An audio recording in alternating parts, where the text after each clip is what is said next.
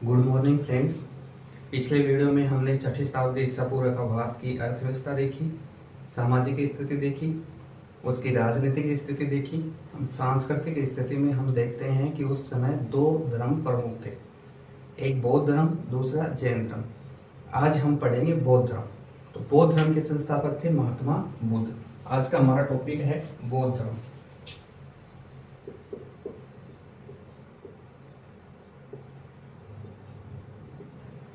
बौद्ध धर्म के संस्थापक थे महात्मा बुद्ध।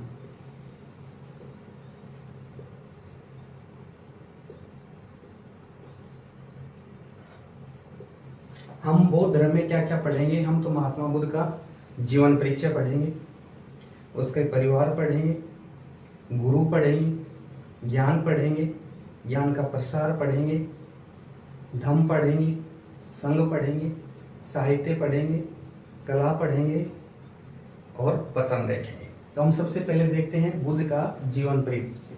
बुद्ध का जो बचपन का नाम था सिद्धार्थ था। देखते हैं बुद्ध का जीवन परिचय। बुद्ध या सिद्धार्थ।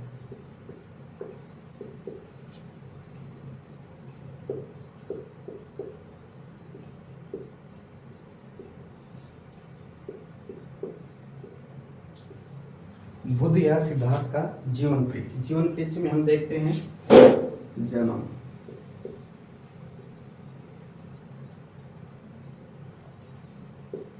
563 ईसा पूर्व।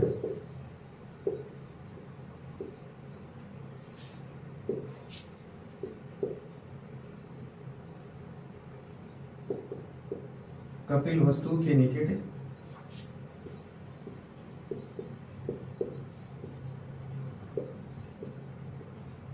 लुम्बिनी। बुद्ध का जन्म 563 ईसा पूर्व में कपिल वस्तु के निकट लुम्बिनी नामक स्थान पर हुआ। पिता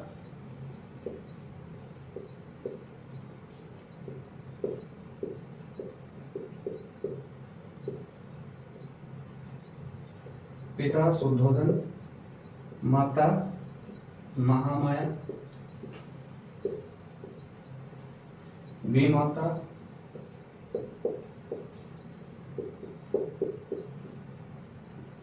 गौतमी प्रजापति, पत्नी यशोधरा, पुत्र राहुल,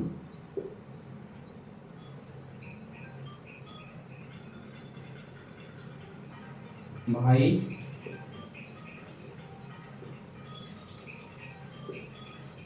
आनंद देवव्रत।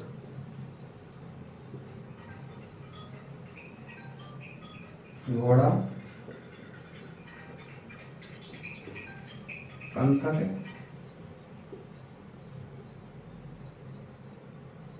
साथी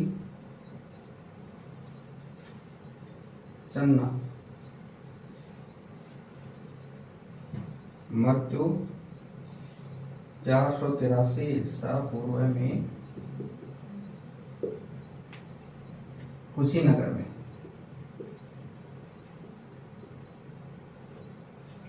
हम सबसे पहले बुद्ध का जीवन परिचय देखते हैं। बुद्ध का जन्म 563 ईसा पूर्व में कपिल वस्तु के निकट लुम्बिनी। एग्जाम में पूछा जाता बार बार कि बुद्ध का जन्म कहाँ हुआ। उसमें कपिल वस्तु भी दे सकते हैं, लुम्बिनी भी दे सकते हैं, एक और नेपाल की तराई में। ये कहाँ स्थित है? नेपाल की तराई में। ये लुम्बिनी है, इसको आधुनिक रुमिनदेई कहा जाता है। आधुनिक रुमिनदेई।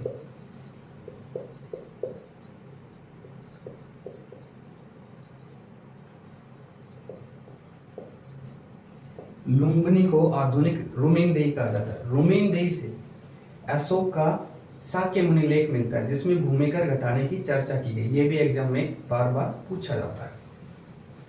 उनके पिता का नाम था शुद्धोधन। शुद्धोधन थे वो शाक्य कुल के मुखिया थे। शाक्य कुल के मुखिया। गौतम बुद्ध के पिता का नाम सुद्धोधन था, जो शाक्य कुल के मुखिया थे। गौतम बुद्ध की माता का नाम महामाया, जो कोल्य गणराज्य की कन्या थी। कोल्य गणराज्य की कन्या, कोल्य गणराज्य की कन्या थी। बुद्ध के जन्म के 7 दिन बाद ही उनकी माता का देहांत हो गया।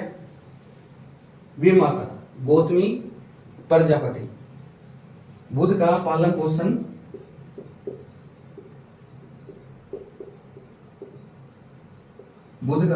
पोषण गौतम बुद्ध की मौसी गौतमी प्रजापति ने किया। बुद्ध की पत्नी का नाम यशोधरा था। बुद्ध का 16 वर्ष की आयु में विवाह कर यशोधरा के साथ विवाह कर दिया। यशोधरा को अन्य बौद्ध साहित्य में बिंबा, गोपा, भद्रकच्छना आदि नामों से पुकारा जाता है। पत्नी का नाम यशोधरा था। बौद्ध साहित्य में बिंबा, गोपा, भद्रकच्छना आदि नामों से भी पुकारा जाता है। यशोधरा भी कोल्य गणराज्य की कन्या थी।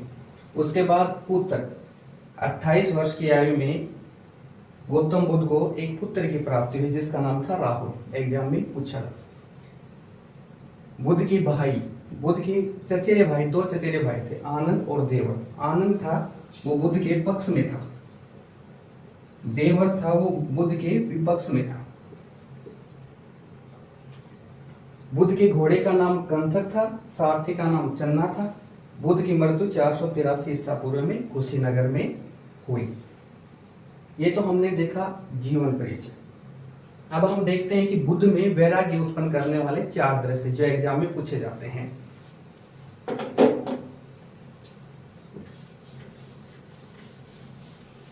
बुद्ध में वैराग्य उत्पन्न करने वाले 4 प्रमुख दृश्य।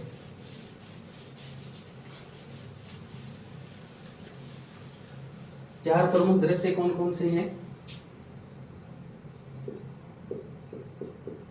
वैराग्य उत्पन्न करने वाले दृश्य।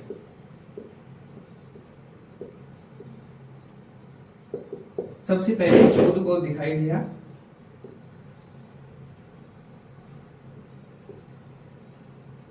वृद्ध व्यक्ति, दूसरा दिखा बीमार व्यक्ति,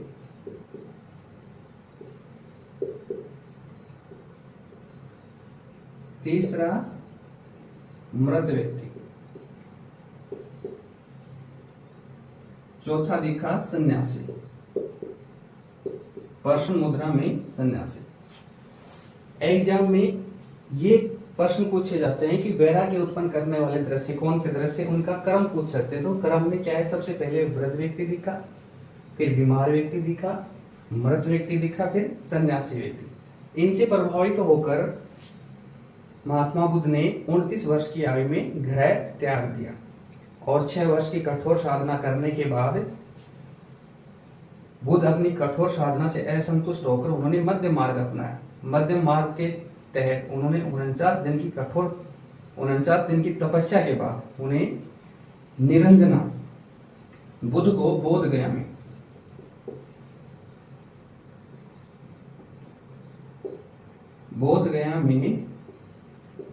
बुद्ध को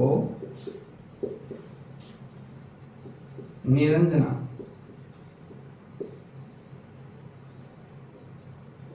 फल्गु नदी के तट पर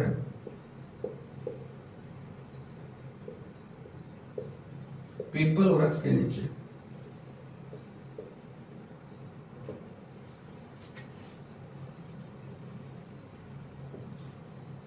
नीचे ज्ञान प्राप्त हो।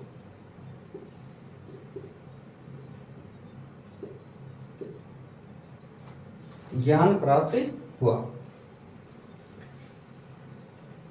यहीं से सिद्धार्थ है वो बुद्ध कहलाए। और बुद्ध के अन्य नाम और हैं, तथागत, शाक्य मुनि। तथागत जिसने सत्य को प्राप्त कर लिया, शाक्य मुनि जो शाक्यों का गुरु। तथागत जिसने सत्य प्राप्त कर लिया, सत्य को प्राप्त किया।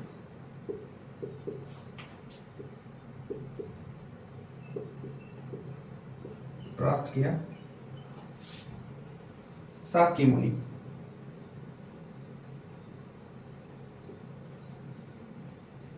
शाक्य मुनि शाक्यों के गुरु। ज्ञान प्राप्ति के बाद सिद्धार्थ है वो बुद्ध कहलाए। बुद्ध यानी प्रकाशमान, जागृत। और बुद्ध के और नाम तथागत, जिसने सत्य को प्राप्त कर लिया। शाक्य मुनि शाक्यों के गुरु ये कहलाए। बुद्ध के जो गुरु थे, सबसे पहले जो बुद्ध के गुरु थे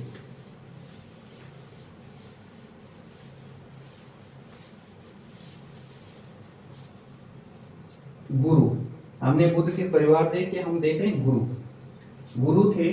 पहले गुरु वैशाली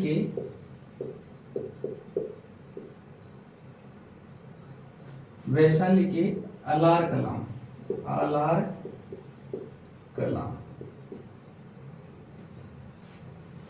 घर त्याग के पश्चात सबसे पहले बुद्ध ने अपना प्रथम गुरु वैशाली के आलार कलाम को बनाया, जिससे बुद्ध ने दर्शन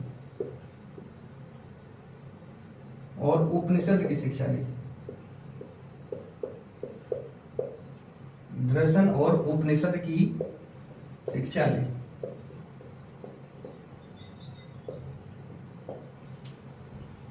सबसे पहले बुद्ध के प्रथम गुरु थे आलार कलाम। आलार कलाम से बुद्ध ने दर्शन और उपनिषद की शिक्षा ली। आलार कलाम वैशाली के थे। दूसरे गुरु यहां से संतुष्ट नहीं हुए तो दूसरे गुरु राजगृह में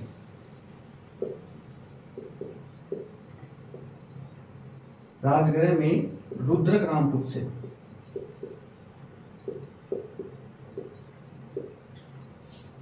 रामपुर से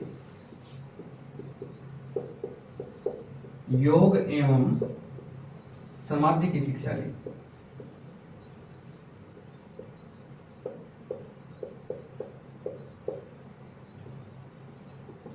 बुद्ध के दो प्रमुख गुरु थे। पहले थे वैशाली के आलार कलाम, दूसरे थे राजगृह में रुद्रक रामपुर। बुद्ध के जन्म के समय कालदेव व कौंडिन्य ने भविष्यवाणी की यह बालक बड़ा होकर या तो चक्रवर्ती सम्राट बनेगा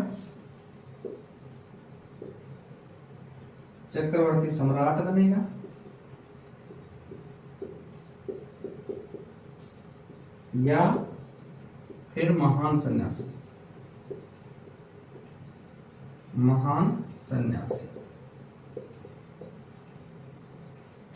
सन्यासी बनेगा।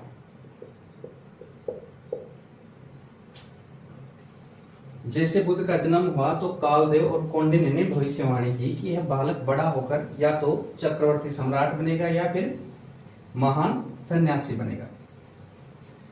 एक प्रश्न पूछे जाते हैं कि बुद्ध के प्रतीक चिन्ह एग्जाम में पूछे जाते हैं। बुद्ध के प्रतीक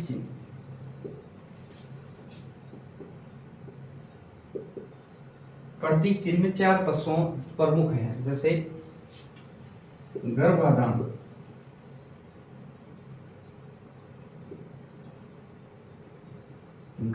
का प्रतीक चिन्ह है हाथी। बुद्ध जब गर्भ में आए तो उनका प्रतीक चिन्ह है हाथी। यौवन का प्रतीक है सांड। ग्रह त्याग का प्रतीक है घोड़ा। समृद्धि का प्रतीक है शेर। प्रतीक चिन्हों में 4 प्रमुख जानवर हैं। इनके अलावा जैसे जन्म से संबंधित जन्म का जो प्रतीक है वो कमल है। निर्वाण का जो प्रतीक है पद चिन्ह है।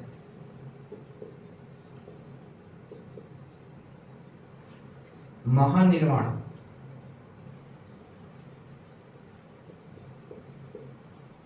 महानिर्वाण का जो प्रतीक चिन्ह है वो है स्तूप। प्रतीक चिन्ह भी एग्जाम में पूछे जाते हैं। इसके अलावा हम और देखते हैं,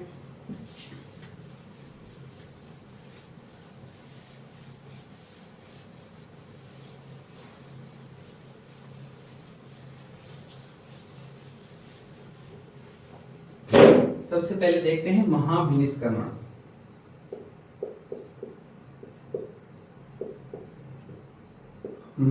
महाविनिष्क्रमण, महाविनिष्क्रमण देखेंगे, निर्वाण देखेंगे, धर्म चक्र परिवर्तन देखेंगे,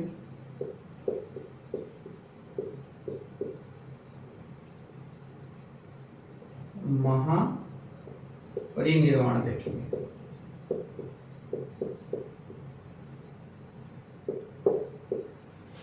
बौद्ध धर्म में महाविनिष्क्रमण किसे कहते हैं? जब बुद्ध ने 29 वर्ष की आयु में घर त्याग किया, महात्मा बुद्ध ने जब वैराग्य उत्पन्न हुआ तो उन्होंने 29 वर्ष की आयु में घर त्याग किया। उसको बौद्ध साहित्य में महाविनिष्क्रमण कहा जाता है, एग्जाम में पूछा जाता है। दूसरा निर्वाण, निर्वाण क्या है? निर्वाण का अर्थ होता है दीपक या बाती का बुझ जाना। निर्वाण का मतलब होता है दीपक या बाती का बुझ जाना, या कामना का अंत होना, या कामना या तृष्णा, तृष्णा का दमन। निर्वाण का मतलब होता है दीपक या बाती का बुझ जाना, या कामना या तृष्णा का दमन। यह भी एग्जाम में पूछा जाता है। जब महावीर स्वामी को ज्ञान प्राप्त हुआ तब उसे निर्वाण की प्राप्ति हुई। महात्मा बुद्ध को जब ज्ञान प्राप्त हुआ तो उसे निर्वाण की प्राप्ति हुई। 35 वर्ष की आयु में उन्हें निर्वाण की प्राप्ति हुई। धर्म चक्र परिवर्तन, महात्मा बुद्ध को जब ज्ञान की प्राप्ति हुई तो सबसे पहले उन्होंने सारनाथ में पहला उपदेश दिया। 5 भिक्षुओं को पहला उपदेश दिया, जिसे बौद्ध धर्म में धर्म चक्र परिवर्तन कहा जाता है। सारनाथ में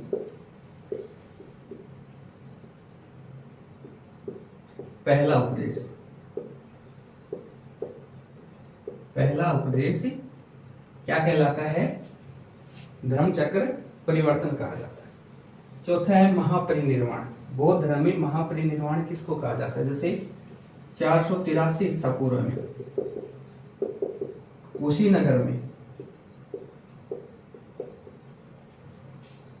कुशीनगर में महात्मा बुद्ध की मृत्यु हो जाती है। मृत्यु होने के बाद मृत्यु को बौद्ध साहित्य में महापरिनिर्वाण कहा जाता है। ये भी एग्जाम में पूछे जाते हैं। इसके अलावा जैसे हम देखते हैं, बौद्ध धर्म के जो अनुयायी हैं 2 वर्गों में बटे हुए थे। बौद्ध धर्म के अनुयायी 2 वर्गों में बटे थे।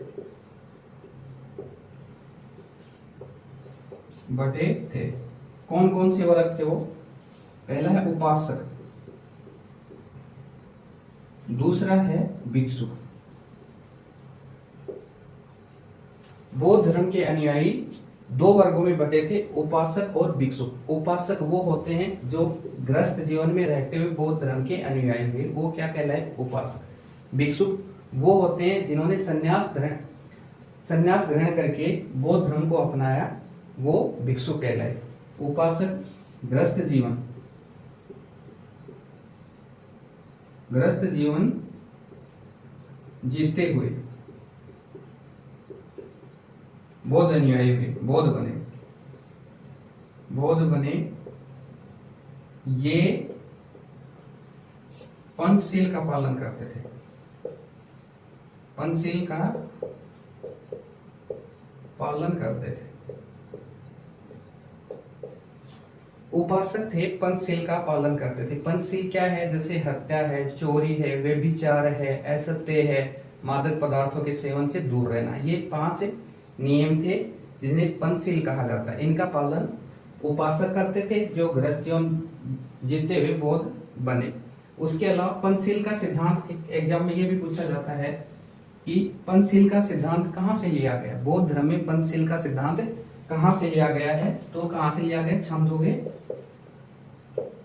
छांदोग्य उपनिषद से लिया गया। बौद्ध धर्म में पंचशील का सिद्धांत कहाँ से लिया गया? छांदोग्य उपनिषद से, जिनका पालन उपासक करते हैं। भिक्षुक है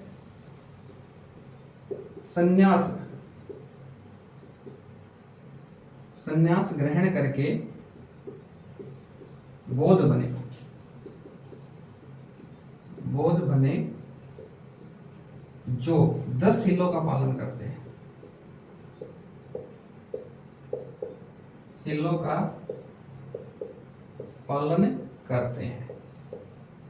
भिक्षुक है वो 10 शीलों का पालन करते हैं। जैसे 5 शील तो ये हो गए, हत्या होगी, चोरी होगी, व्यभिचार हो गया, सत्य हो गया, मादक पदार्थों के सेवन से दूर रहना, असमय भोजन करने से बचना, ऐसे करके 10 शीलों का पालन करते थे, वो भिक्षुक कहलाते थे। इनके अलावा हम और देखते हैं महात्मा बुद्ध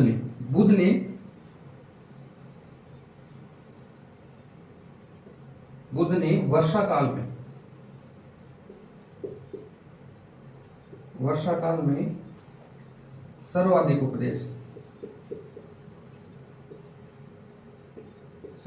उपदेश श्रावस्ती में दिए।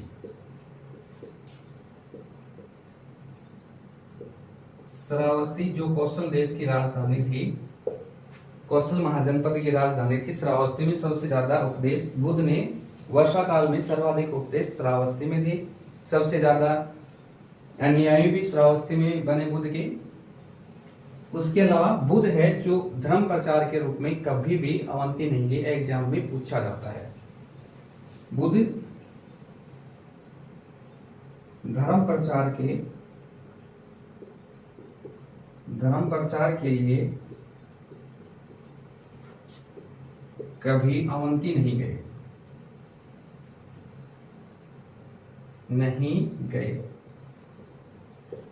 अवंती में बुद्ध का शिष्य था महाकच्चायन ने अवंती में बौद्ध धर्म का प्रचार प्रसार किया। बुद्ध है कभी भी महात्मा बुद्ध बौद्ध धर्म के प्रचार के लिए अवंती नहीं के, एग्जाम में पूछा जाता है। इसके अलावा बौद्ध धर्म का जो प्रचार है वो बहुत सारे शासकों ने किया, जिसमें प्रमुख है, जैसे प्राचीन काल में जैसे प्रमुख है बौद्ध धर्म का प्रसार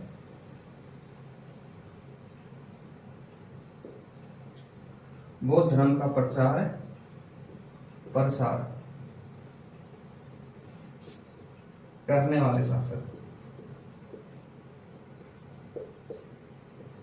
वाले शासक में जैसे आता है पहला नाम अशोक, दूसरा कनिष्क, तीसरा हर्षवर्धन, चौथा है धर्मपाल। प्रमुख शासक थे। बौद्ध धर्म का विदेशों में प्रचार करने वाले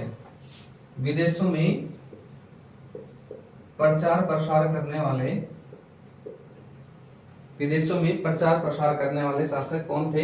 अशोक, मौर्य सम्राट अशोक ने अपने पुत्र और पुत्री महेंद्र और संघमित्रा को बौद्ध धर्म का प्रचार प्रसार करने के लिए श्रीलंका भेजा। ऐसे ही कनिष्क है, कुषाण शासक कनिष्क के समय चौथी बौद्ध संगति हुई। कनिष्क ने जैसे धर्मरतन और मातंग दिवाकर को बौद्ध धर्म के प्रचार के लिए चीन भेजा और ये दोनों श्वेत अश्व पर सवार होकर चीन की राजधानी चढ़गान गए। हर्षवर्धन ने भी प्रसार किया। धर्मपाल ने वज्रयान संप्रदाय का प्रचार तिब्बत के क्षेत्र में करवाया। बौद्ध धर्म की त्रिरत्न है, एग्जाम में पूछा जाता है बौद्ध धर्म के त्रिरत्न।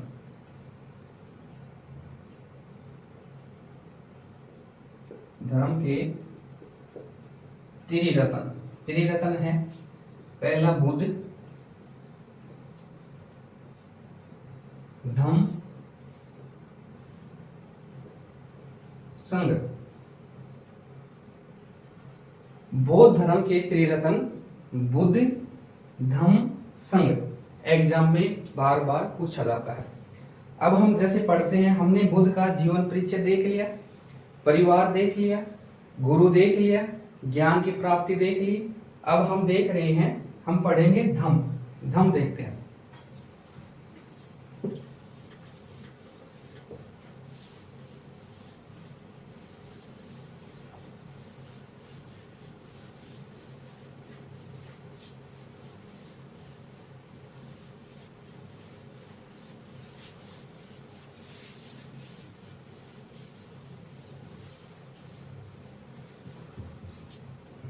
धम्म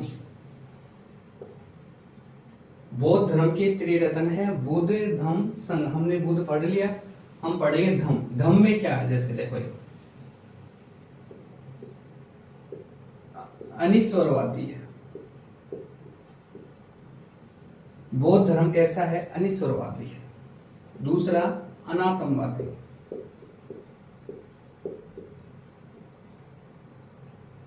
अनात्मवादी है। तीसरा है जीवन में दुख ही दुख है।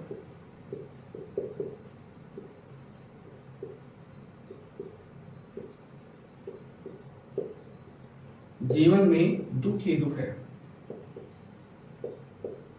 क्षणभंगुरवाद। पांचवा है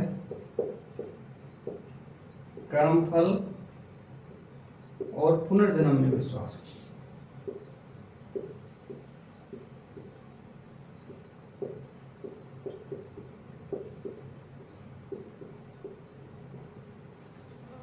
छठा है प्रतीत्य समुत्पाद।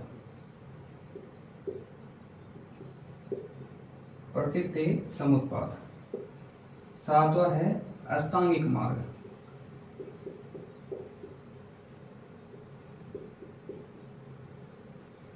आठवां है 10 शील। नौवां है मध्य मार्ग।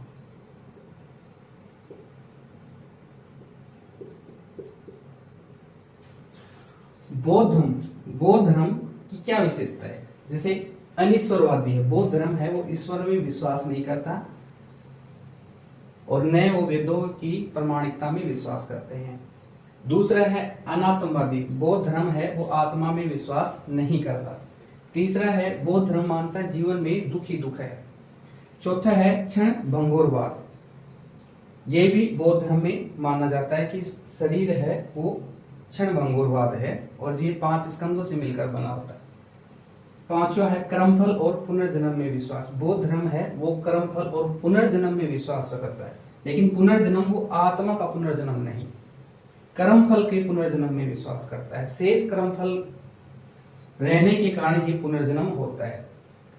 प्रतीत्य समुत्पाद, प्रतीत्य इसके होने से समुत्पाद यह उत्पन्न होता है। प्रतीत्य समुत्पाद का मतलब होता है जैसे प्रतीत्य इसके होने से, समुत्पाद का मतलब होता है यह उत्पन्न होता है।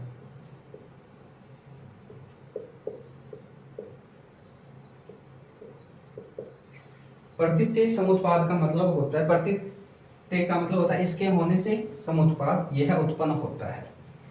ये अष्टांगिक मार्ग का मुख्य स्रोत है तैत्तिरीय उपनिषद में है। तैत्तिरीय उपनिषद में है 10 शील। बौद्ध भिक्षु 10 शीलों का पालन करते हैं, जबकि बौद्ध जो उपासक हैं 5 शील का पालन करते हैं। हमने धम्म देखा, धम्म में हम देख रहे हैं जो बौद्ध धर्म का जो दर्शन है वो मूल रूप से क्या है, 4 आर्य सत्य है।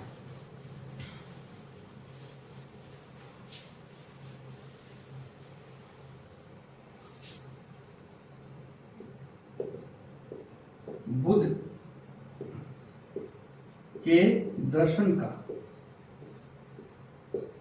मूल सिद्धांत है।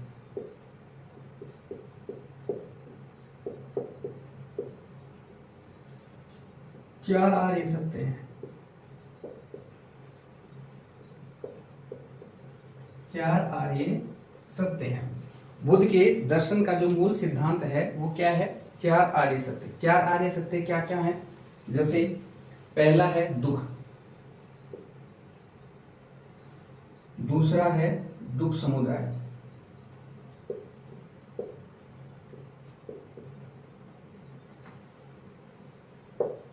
तीसरा है दुख निरोध,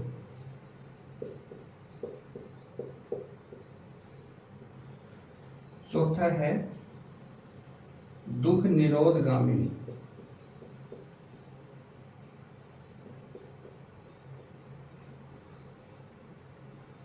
बुद्ध के दर्शन के जो मूल सिद्धांत है वो चार आर्य सत्य। चार आर्य सत्य क्या है? दुख, दुख समुदाय, दुख निरोध और दुख निरोध गामी।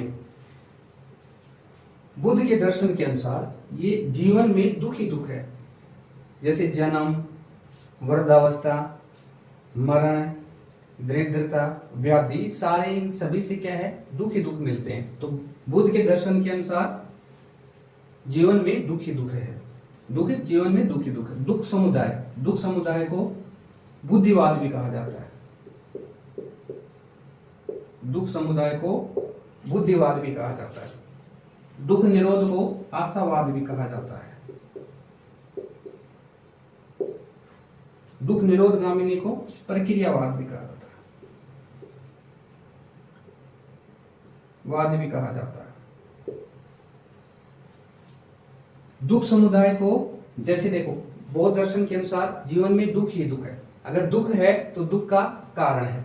दुख समुदाय क्या है? कारण, दुख का कारण है। दुख निरोध कारण है, कारण का निवारण है। दुख निरोध क्या है? कारण का निवारण है। और दुख निरोध गामिनी निवारण का उपाय है। निवारण का उपाय है। बुद्ध के दर्शन में चार आर्य सत्य हैं। चार आर्य सत्य बुद्ध के अनुसार जीवन में दुख ही दुख है। दुख है तो दुख का कोई ना कोई कारण होगा। अगर कारण है तो उसका निवारण होगा। निवारण है तो निवारण का उपाय है। ये बुद्ध के चार आर्य सत्य हैं। जैसे दुख समुदाय, दुख का क्या है? कारण है। जैसे दुख समुदाय के अनुसार अज्ञानता, अज्ञान और तृष्णा के कारण दुख उत्पन्न होता है। दुख उत्पन्न होता है।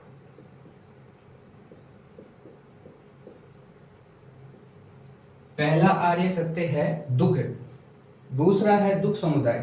तो दुख कैसे उत्पन्न होता है? अज्ञान और तृष्णा के कारण दुख उत्पन्न होता है। कारण, कारणता के सिद्धांत को, इस कारणता के सिद्धांत को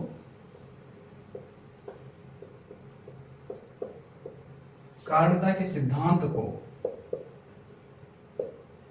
प्रतीतः समुत्पाद कहते हैं।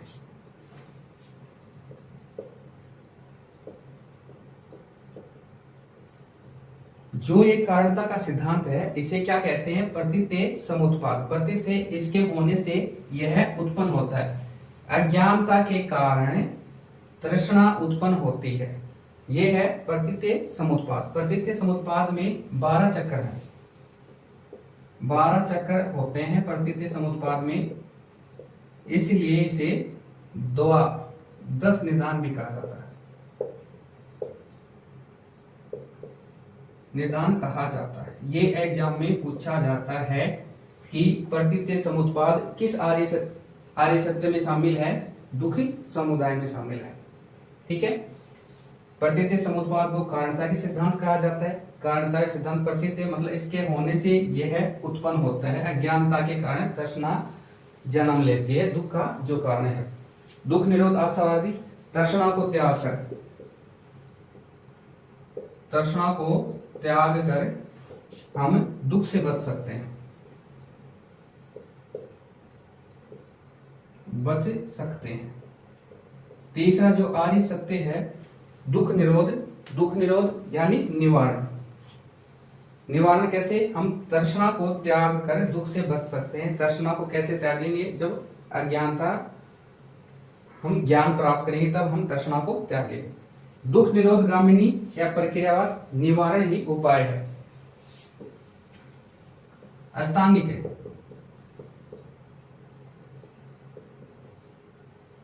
मार्ग, अष्टांगिक मार्ग के द्वारा इनसे बचा जा सकता है, दुख से बचा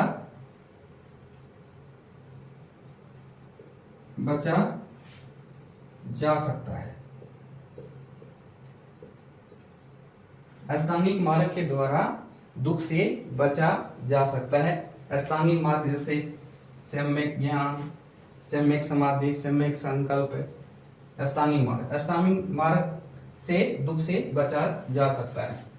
अष्टांगिक मार्ग को 3 स्कंदों में बांटा गया। 3 स्कंद कौन से हैं? शील, समाधि, प्रज्ञा। शील, समाधि, प्रज्ञा। 3 अष्टांगिक मार्ग को 3 स्कंदों में बांटा है। 3 स्कंद कौन से हैं? शील, समाधि और प्रज्ञा। बुद्ध के दर्शन का जो केंद्रीय भाव है,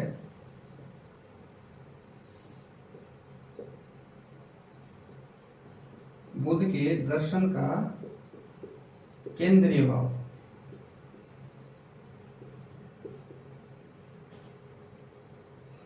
प्रतीत्य समुत्पाद है।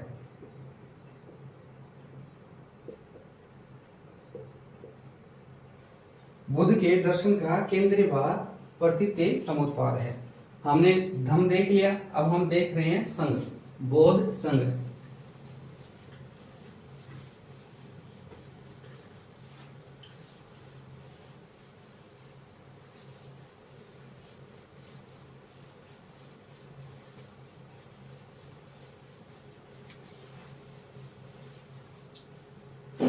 तीसरा है संघ।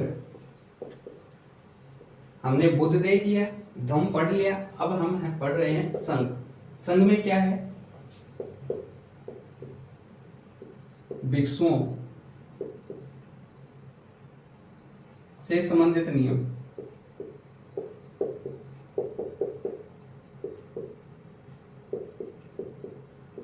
नियम है वो किस में है? विनय पिटक में है।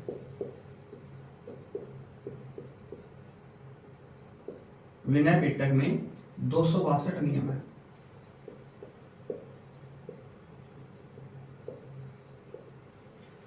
दूसरा है संघ में प्रवेश।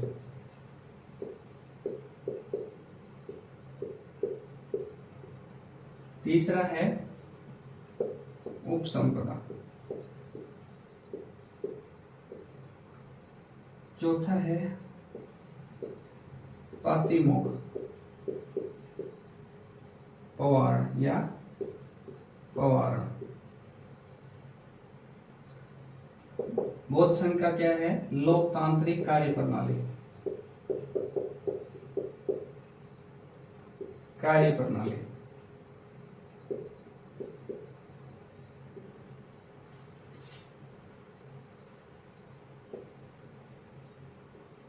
महिलाओं का प्रवेश। बौद्ध संघ के नियम देखो, भिक्षुओं से संबंधित नियम है वो विनय पिटक में, और विनय पिटक में कितने नियम है? 262 नियम है। संघ में प्रवेश, संघ में प्रवेश को क्या कहा जाता है? प्रवज्जा कहा जाता है। संघ में जो प्रवेश है उसे क्या कहा जाता है? प्रवज्जा कहा जाता है। संघ में प्रवेश के लिए न्यूनतम 15 वर्ष, कम से कम 15 वर्ष का आयु प्राप्त व्यक्ति ही संघ में प्रवेश कर सकता है। संघ में प्रवेश करने के लिए माता पिता की अनुमति लेनी होती है। संघ में प्रवेश न तो चोर कर सकता है, न डाकू कर सकता है, न लुटेरा कर सकता है, न फकीर कर, जैसे बीमार व्यक्ति नहीं कर सकता, न कोई सैनिक कर सकता है, न कोई दास। वो संघ में प्रवेश नहीं कर सकता। तो संघ में प्रवेश को प्रवज्जा कहा जाता है। उपसंपदा, प्रवेश के बाद अगर वो दीक्षा पूरी कर लेता है तो वो उपसंपदा के माध्यम से वो भिक्षु बनता है।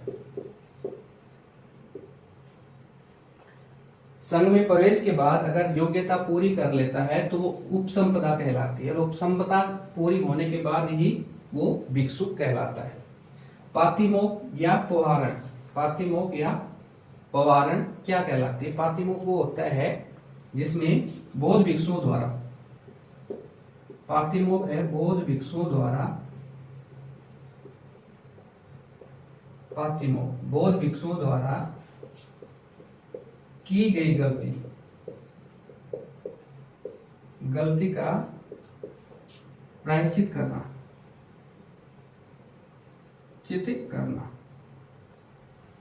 प्रायश्चित करना पातिमोक्ष या पवारण कहलाती है। मतलब भिक्षु, बौद्ध भिक्षुओं द्वारा की गई गलती। जब वर्षा काल में बौद्ध भिक्षुक एक स्थान पर ठहरते हैं तो उसे वस कहते हैं, और वस के बाद जो बौद्ध भिक्षुओं द्वारा की गई गलती या प्रायश्चित को बौद्ध साहित्य में पातिमोक्ष या पवारण कहा जाता है। लोकतांत्रिक कार्य प्रणाली बौद्ध संघ में महिलाओं का प्रवेश। बुद्ध का प्रिय शिष्य था आनंद।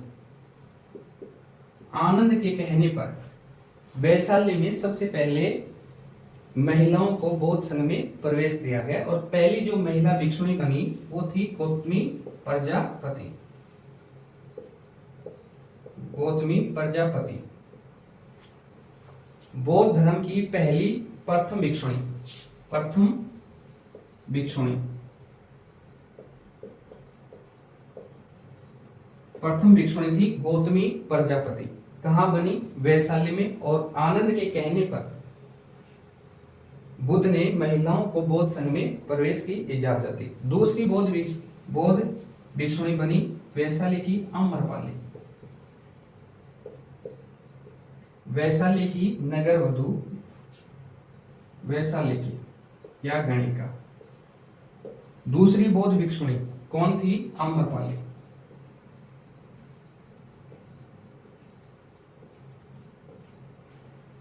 पहली भिक्षुणी थी गौतमी प्रजापति, दूसरी थी अम्रपाली।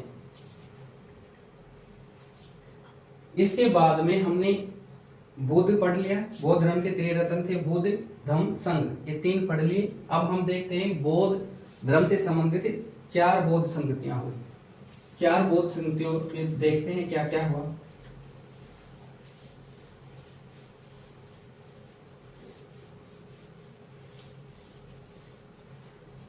देखो, पहली बौद्ध संगति 483 ईसा पूर्व में हुई। कहाँ हुई? राजगृह में हुई। शासक कौन था? अजातशत्रु था। अध्यक्ष कौन था? महाकश्यप।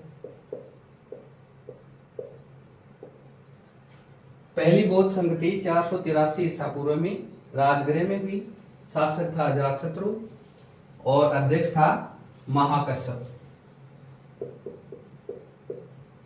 शासक, अध्यक्ष और विशेष। पहली बौद्ध संगति में सूत पिटक और विनय पिटक का संकलन किया गया। सूत पिटक का संकलन आनंद ने किया, विनय पिटक का उपाले ने किया।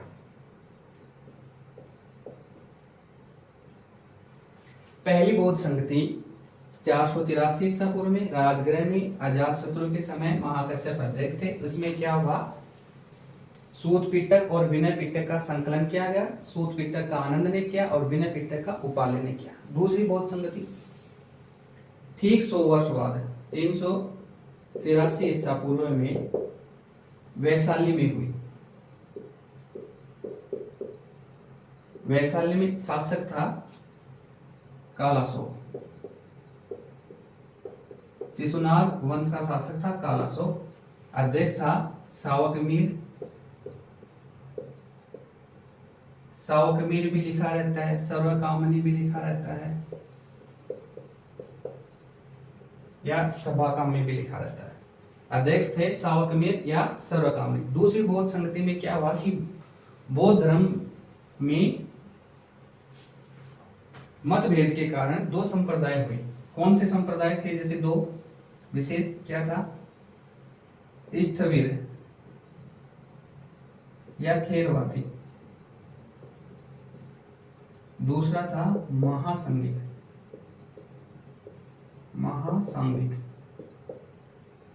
दूसरी बौद्ध संगति में, बौद्ध धर्म में स्थविर और थेरवादी, यह दूसरा महासंघिक में विभाजन हुआ।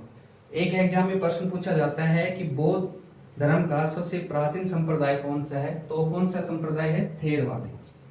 बौद्ध धर्म का सबसे प्राचीन संप्रदाय थेरवादी। तीसरी बौद्ध संगति के बुद्ध के निर्वाण के 236 वर्ष बाद हुई, जिसमें 247 ईसा पूर्व या 250-51 ईसा पूर्व। कहाँ? पाटलिपुत्र में शासक था अशोक, मौर्य सम्राट अशोक। अध्यक्ष था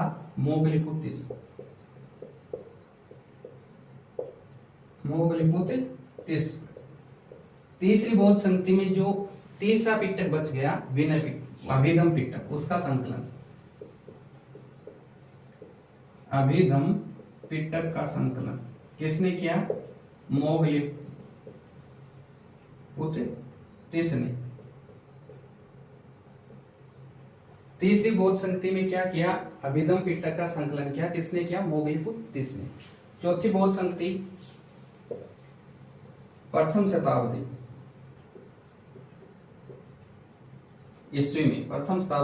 ईस्वी में कहाँ हुई? कश्मीर के कुंडलवन में। शासक थे कनिष्क। अध्यक्ष कौन था? वसुमित्र। अध्यक्ष थे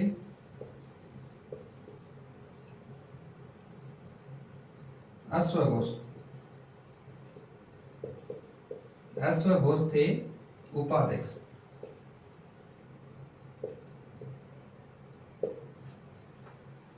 चौथी बौद्ध संगति में क्या है कि स्पष्ट रूप से बौद्ध धर्म का दो संप्रदायों में विभाजन हो गया। किसमें? पहला हीनयान,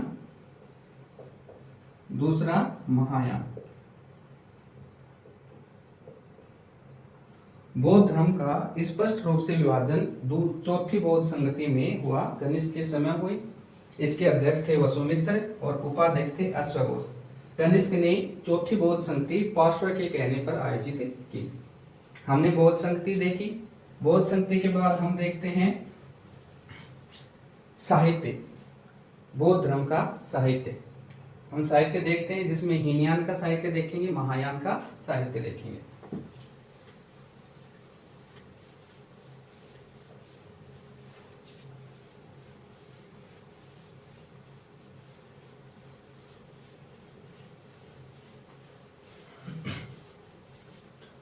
हम देख रहे हैं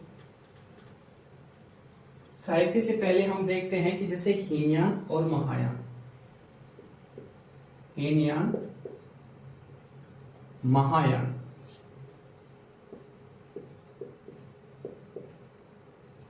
महायान के प्रवर्तक नागार्जुन थे।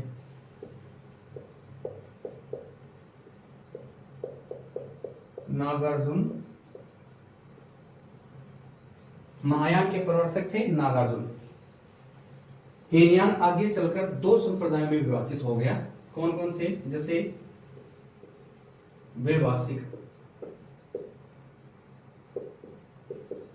वैभाषिक और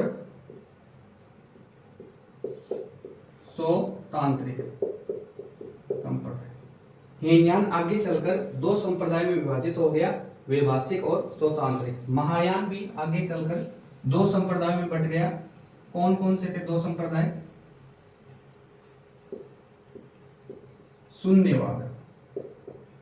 शून्यवाद या माध्यमिक।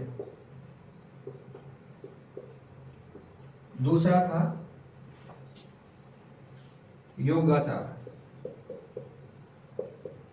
योगाचार या विज्ञानवाद।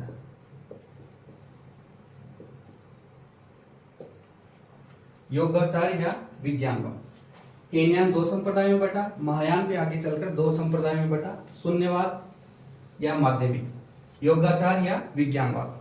शून्यवाद के प्रवर्तक थे नागार्जुन।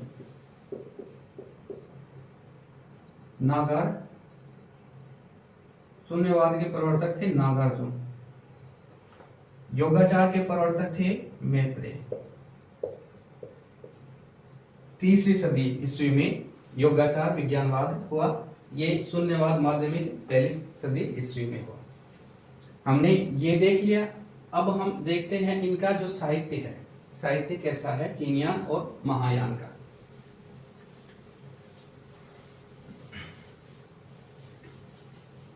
देखो, बौद्ध धर्म की जो मूल पुस्तक है वो त्रिपिटक है।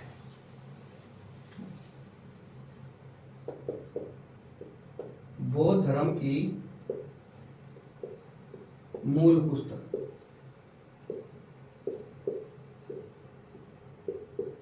त्रिपिटक है। बौद्ध धर्म की जो मूल पुस्तक है वो त्रिपिटक है। त्रिपिटक में 3 पिटक हैं। जैसे पहला पिटक है सूत पिटक। सूत पिटक पहला क्या है? सूत पिटक। दूसरा है विनय पिटक।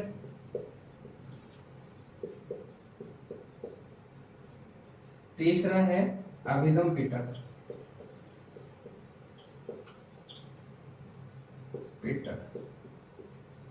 तीसरा क्या है?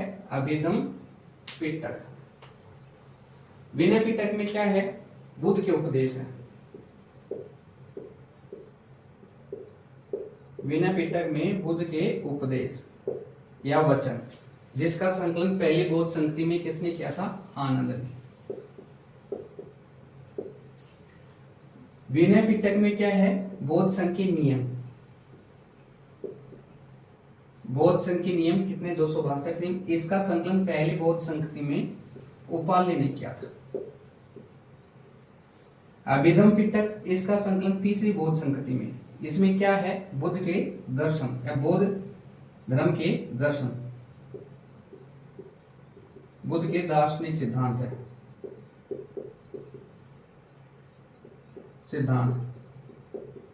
बुद्ध के दार्शनिक सिद्धांत हैं और इसका संकलन किसने किया था? मोगलीपुत तीस ने। इसका संकलन किया था किसने? 3 पिटक है। बौद्ध धर्म की जो मूल पुस्तक है त्रिपिटक। त्रिपिटक में 3 पिटक, सूत पिटक, विनय पिटक, अभिधम पिटक एग्जाम में पूछे जाते हैं। इसके अलावा जैसे इनकी एक टीका लिखी थी, त्रिपिटक की टीका।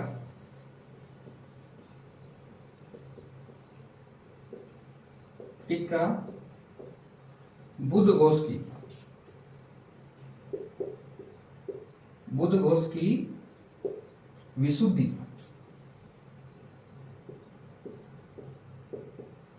विशुद्धि मग। त्रिपिटक की जो टीका है बुद्ध घोष की विशुद्धि मग बहुत ही प्रसिद्ध है, जिसे त्रिपिटक की कुंजी भी कहा जाता है। विशुद्धि मग को त्रिपिटक की कुंजी कहा जाता है। एक है सूत पिटक। सूत पिटक के कई खंड हैं, जैसे सूत पिटक के खुद्दक निकाय से। सूत पिटक के खुद्दक निकाय। खुद्दक निकाय में जातक कथाएं, कथा व अवदान साहित्य है। अवदान साहित्य। सूत पिटक के कई खंड हैं, 5 खंड हैं, जिसमें खुद्दक निकाय। खुद्दक निकाय में जातक कथा और अवदान साहित्य। जातक कथा में क्या है? जैसे हम देखते हैं जातक कथा। जातक कथा में बुद्ध के पूर्व जन्म की कहानी मिलती है। पूर्व जन्म की कहानी है, कथा है। जातक ग्रंथ में क्या है? बुद्ध के पूर्व जन्म की कथा या कहानी मिलती है। अवदान साहित्य में क्या है?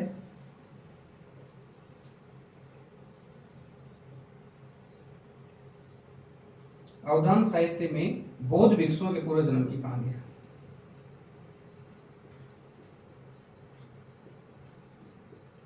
बौद्ध भिक्षुओं के पूर्व जन्म की कहानी,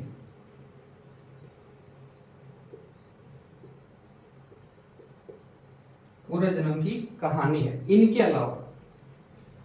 इनके अलावा हीनयान संप्रदाय के और भी ग्रंथ हैं, जैसे दीपवंश, महावंश,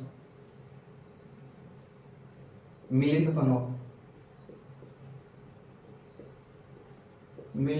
पन्हो आदि हीनयान संप्रदाय के ग्रंथ हैं। हीनयान संप्रदाय के ग्रंथ हैं।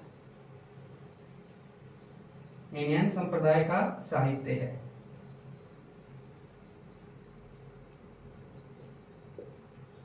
जो कि पाली भाषा में, जितना भी हीनयान का साहित्य है ये पाली भाषा में है।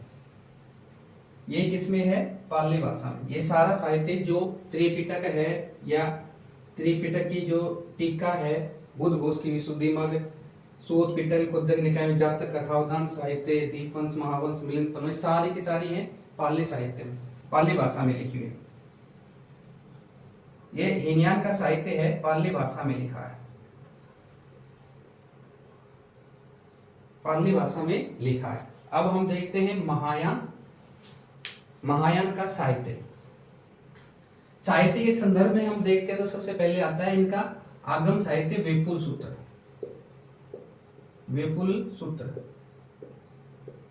महायान का साहित्य कौन सा आता है? वेपुल सूत्र। वेपुल सूत्र में जैसे वेपुल सूत्र में अस्त्र, सहस्त्र,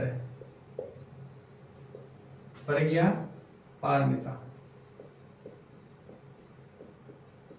प्रज्ञा पारमिता, संदर्भ, पुंडरीक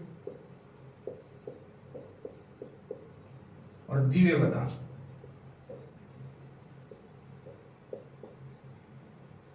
दिव्यवदान, ये सारे महायान के हैं, महायान साहित्य के हैं। इनके अलावा महायान का जो साहित्य है वेपुल सूत्र में मिलता है। जो वेपुल सूत्र के अंतर्गत अष्ट सहस्त्र, प्रज्ञा पारमिता, संदर्भ, पुंडरीक और दिव्यवदान, ये महान संप्रदाय का साहित्य। इनके अलावा और भी ग्रंथ है, जैसे अश्वघोष के ग्रंथ हैं, जैसे बुद्ध चरित में बुद्ध के जीवन चरित का वर्णन है।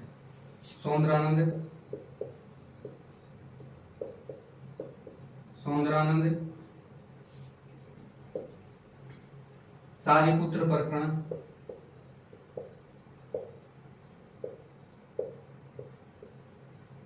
प्रकरण और वज्रसूची। वज्रसूची में वर्ण व्यवस्था की कटु आलोचना की गई। वर्ण व्यवस्था की कटु आलोचना की गई।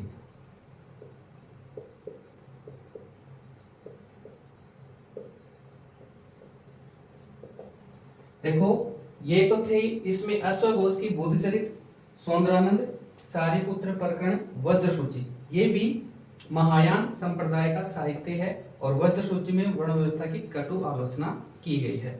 इसके अलावा नागार्जुन की है, नागार्जुन की पुस्तक है सत्सहस्त्र, प्रज्ञा पारमिता। ये सारी रचनाएं हैं महायान संप्रदाय के। ये सारी रचनाएं ये संस्कृत भाषा में, सारी रचना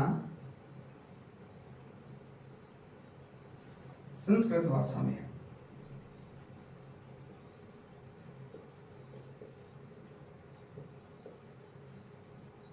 सारी रचनाएं संस्कृत भाषा में है। इसके अलावा हम और देखते हैं जो महायान और हीनयान में अंतर क्या है। महायान और हीनयान धर्म में, संप्रदाय में अंतर।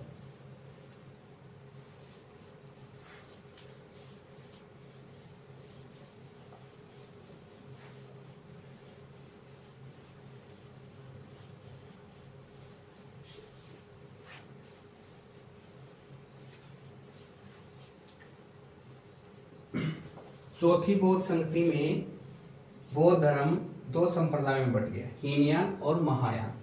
हीनयानी वो थे जो बौद्ध धर्म में कोई भी परिवर्तन नहीं करना चाहते थे, और महायानी वो थे जो बौद्ध धर्म में परिवर्तन करना चाहते थे। तो इसी मुद्दे को लेकर बौद्ध धर्म दो संप्रदायों में बट गया, हीनयान और महायान। इनमें अंतर देखते हैं, इनमें क्या अंतर था। जैसे पहला है, हीनयानी है बुद्ध को गुरु मानते हैं, बुद्ध को गुरु मानते हैं।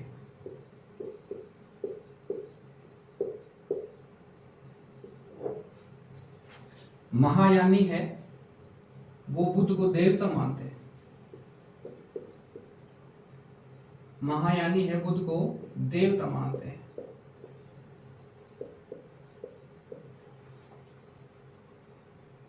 देवता मानते हैं। दूसरा है, हीनयानी है, ये ज्ञान मार्गी है। हीनयानी है वो ज्ञान मार्गी है, जबकि ये है भक्ति मार्गी है। महायान क्या है? भक्ति मार्गी, भक्ति मार्गी है। और सबसे पहले इन्होंने मूर्ति पूजा भी शुरू की, क्योंकि ये महायान संप्रदाय है बुद्ध को देवता मानते थे, देवता है मानते हैं, इसलिए इन्होंने सबसे पहले बुद्ध की मूर्ति पूजा भी शुरू की।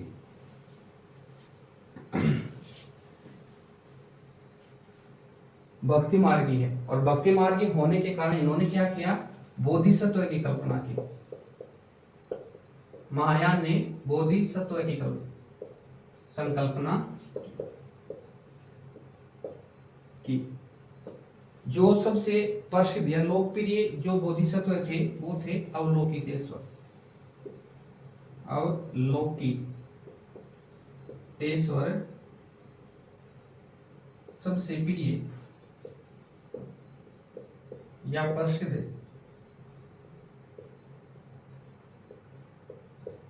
प्रसिद्ध बोधिसत्व थे,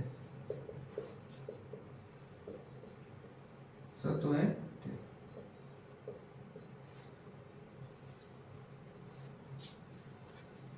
एक भावी जो बोधिसत्व थे वो मैत्रेय थे, ये भी एग्जाम में पूछा जाता है। भावी बोधिसत्व, भावी बोधिसत्व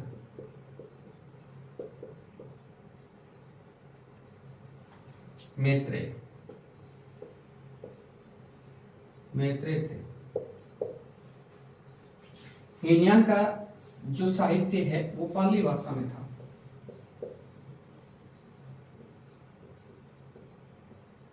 हीनयान का साहित्य था वो पाली भाषा में था। महायान का साहित्य है वो संस्कृत भाषा में है, संस्कृत भाषा में है।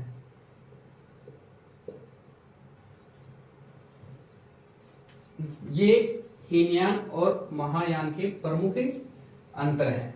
अब हम देख रहे हैं 7वीं शताब्दी ईस्वी में भारत में वज्रयान संप्रदाय की शुरुआत हुई। 7वीं सदी में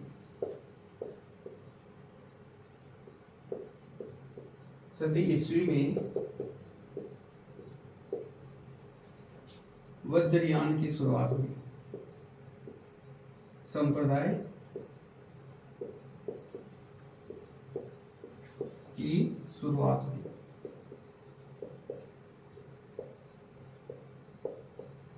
भारत में 7वीं शताब्दी ईस्वी में वज्रयान संप्रदाय की शुरुआत हुई, जो 9वीं 10वीं शताब्दी में बिहार और बंगाल में फैली। 9वीं 10वीं सदी में सदी में बिहार और बंगाल में फैली। बंगाल में फैली। इस संप्रदाय वज्रयान संप्रदाय की प्रमुख देवी थी तारा देवी। वज्रयान संप्रदाय की प्रमुख देवी थी तारा देवी। प्रमुख देवता था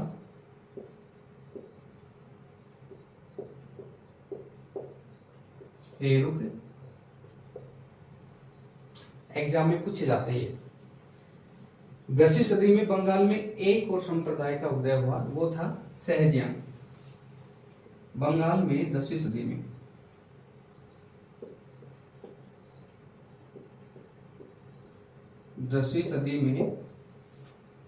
बंगाल में सहजयान संप्रदाय का उदय। सहजयान संप्रदाय का उदय हुआ।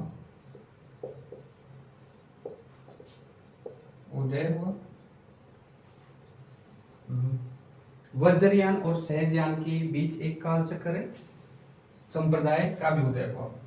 इन दोनों के बीच में कालचक्र संप्रदाय का भी उदय हुआ। इनका अगर क्रम अनुसार देखें हम तो सबसे जैसे क्रम है हीनयान संप्रदाय, महायान संप्रदाय, क्रम अनुसार।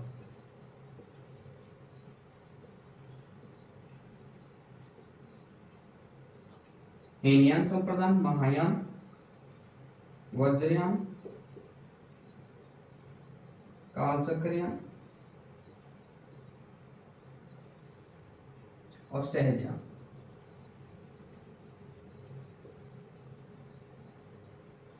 ये बौद्ध संप्रदाय थे।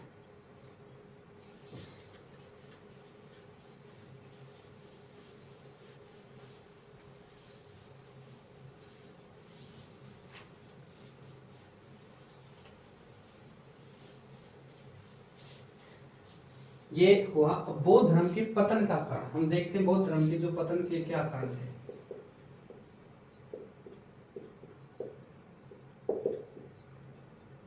पतन के कारण में पहला तो क्या था कि संघ में अनैतिक आचरण का आ जाना। सबसे प्रमुख था संघ में अनैतिक आचरण।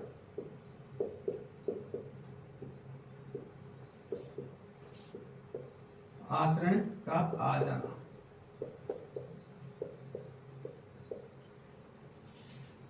दूसरा, देशी विदेशी राजाओं द्वारा हमले। देशी विदेशी शासकों के हमले।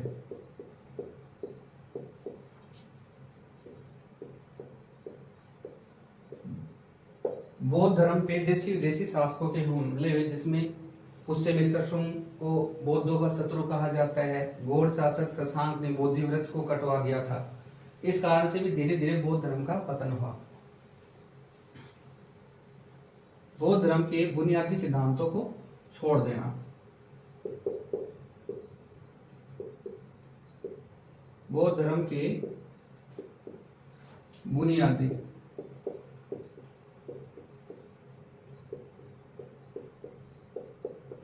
सिद्धांतों को छोड़ना।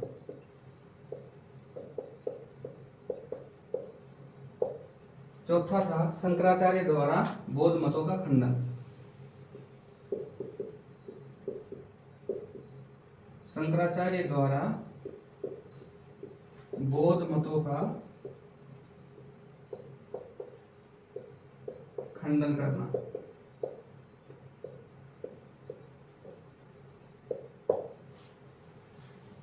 बौद्ध धर्म के पतन का क्या कारण था? संघ में अनैतिक आचरण का आ जाना।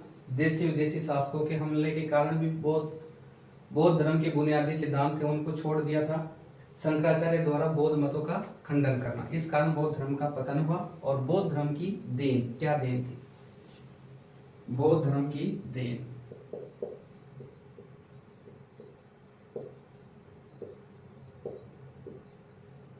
देन सबसे पहले देखो क्या है, अहिंसा का संदेश बौद्ध धर्म ने दिया। संदेश, अहिंसा का संदेश बौद्ध धर्म ने सबसे पहले दिया। दूसरा, सामाजिक समता, सामाजिक समता का संकलन भी, का संकल्पना, सामाजिक समता का की संकल्पना दी बौद्ध धर्म ने। तीसरा क्या है, महिलाओं को मठों में प्रवेश, मठों में प्रवेश।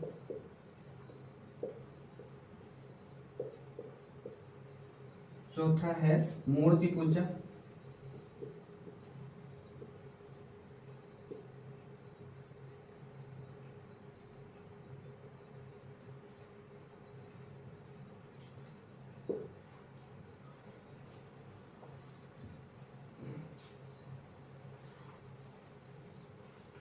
एक है दासों का मानवीय व्यवहार, दासों के साथ, दासों के साथ मानवीय व्यवहार का प्रगतिशील होना।